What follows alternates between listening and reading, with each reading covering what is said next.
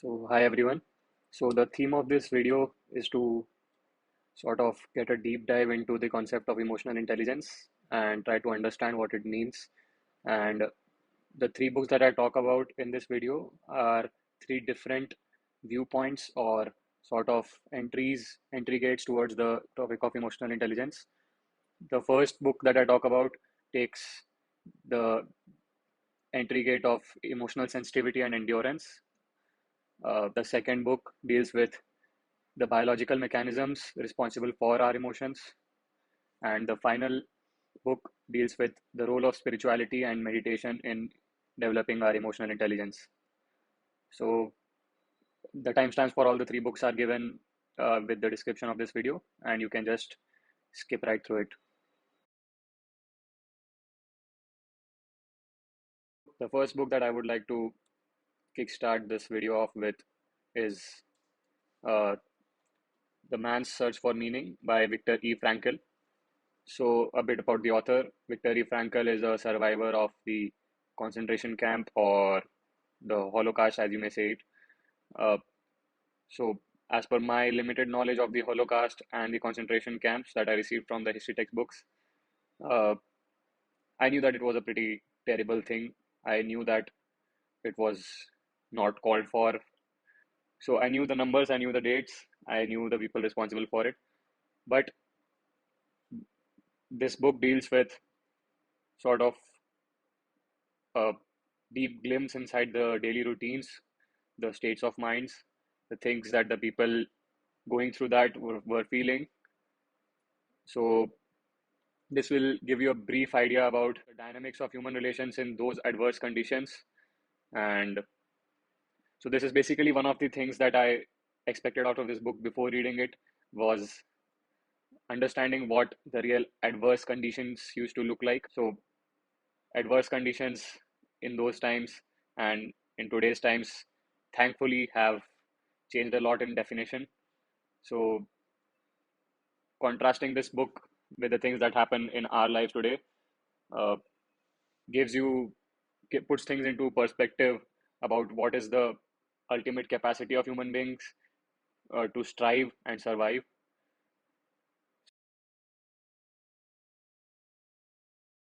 So, this book centers on a four-letter word or an emotion called as hope. After reading this book, I understood that in the whole emotional palette of things, this small four-letter word is basically a center of a lot of the emotions that separates us from the other animals on this planet. One of the other advantages or the takeaways that I have got from this book, which I was not necessarily targeting for, but I did get was something called as a bit more of emotional endurance. So it's basically the hang in there attitude. So you may be going through anything, an impasse with your manager, uh, a sort of quarrel in your friend group, disease or an ailment that you're going through, an injury and in the gym, that sort of pushes you into a downward spiral of uh, being sad and pathetic in your life. So this book has increased that small window, that the hang in there window that every one of us has before we get down into that downward spiral. So that has definitely happened with me. And yeah, in the end, the author talks about something, his self-generated concept of logotherapy, which he describes as meaning-centered psychotherapy. So it's the logotherapy is now an established method of psychotherapy. So you can look it up online. But so the author tries to introduce that concept of meaning-centered psychotherapy with this book, and this is sort of where he thought of it, where he introduced it. So I think you can go through this book. It's pretty short, and it's definitely given me more than what I expected when I walked into it. So you can give a read to this book and feel free to just have a discussion whenever. Yep.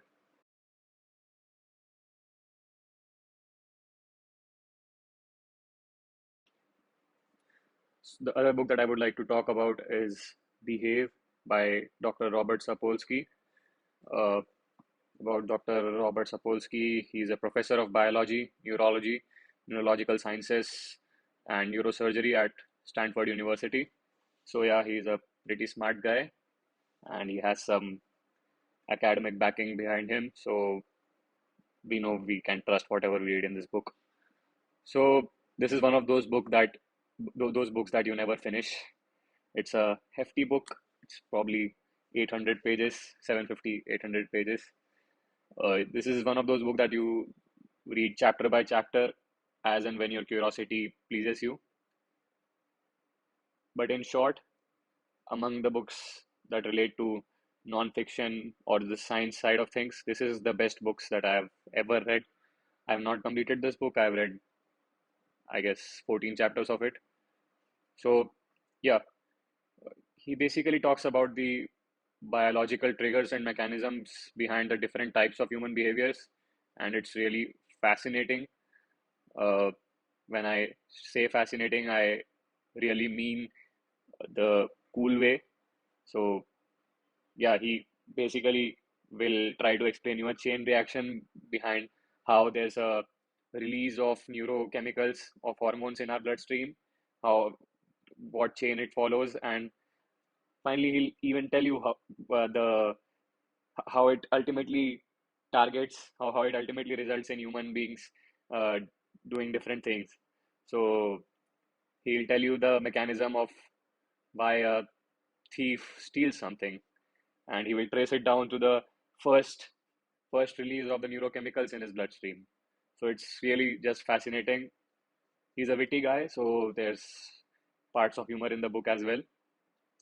And so this is one of those books which when I read, I used to make notes, not very detailed notes, but I definitely used to note down a few things that uh, sort of I would like to keep in mind when I create mental models for myself, when I try to trace things down back to the biology and the uh, previous background of things. So he also talks about evolutionary aspect of the human brain. So that's again a thing of strong interest to me. He talks about different neural connections and pathways which will drive different responses and natures that humans display at different points in their lives. So yeah, give it a read. Uh, just a suggestion: read this book in parallel to some uh, other smaller book, maybe fictional book, or a sort of smaller self-help book. Read this chapter by chapter and make sort of smart notes out of it, and you really will learn some fascinating stuff that will make you look cool in a room full of smart people. So yeah, that's an add benefit, if you may.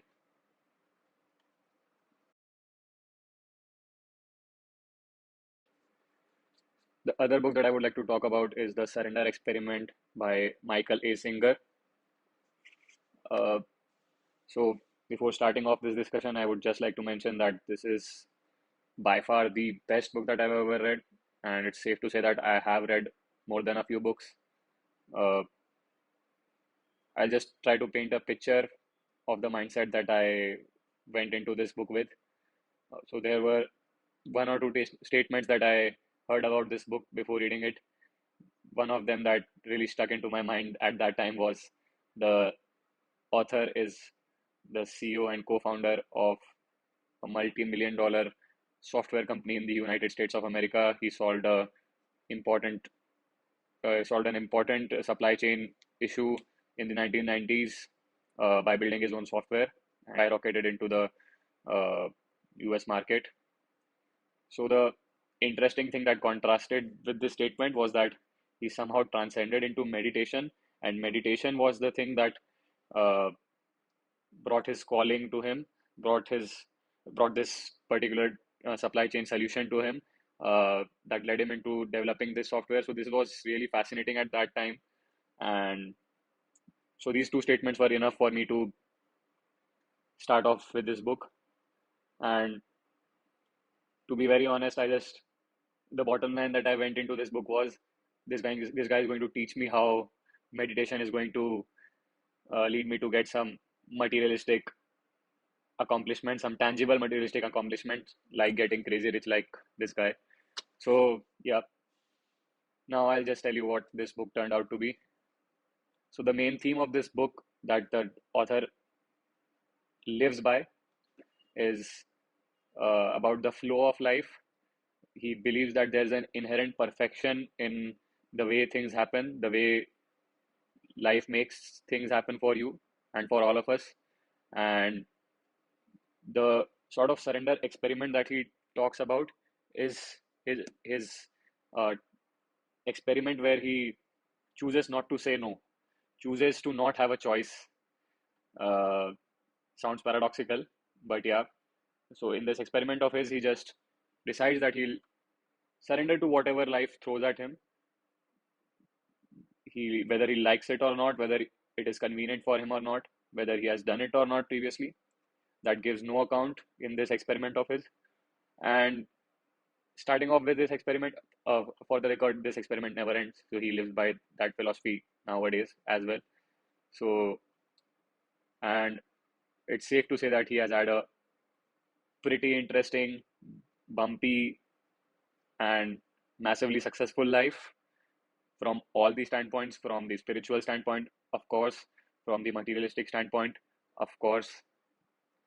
Uh, so yeah, I got a feeling uh, two chapters into this book that everyone would have a very different interpretation of this book. So I wouldn't like to paint a sort of concrete ideology uh, behind the thought experiment that went into this book. So just read it. It's like 250 pages. And one thing I would like to mention is that the chapter divisions in this book is phenomenal. It's like 7 to 9 pages, and more than the pages, the theme switching between the chapters is amazing. So for someone who reads uh, like 40 to 50 minutes at max at a time, this book was amazing because it deals with things theme by theme. And I found myself reading multiple chapters at a time, even when I didn't decide to in advance. So, yeah, I would suggest everyone or anyone to read this book. Uh, and I would love to have some discussions regarding it as well. So, for any of the intellectuals who happen to read any of the three books that I just described, please do leave a comment about your thoughts or your remarks about any of these three books. I've observed that many of the concepts in these books tend to stick a lot more when I discuss them with someone or have a sort of idea exchange around them. And yeah, working on the quality and the pace of the transitions in these videos so would improve with time. And I'll be leaving the links to these books in the description of this video. And I personally prefer reading them as a hard copy, but you can opt for audiobook or ebook as well. So yeah, thanks for watching.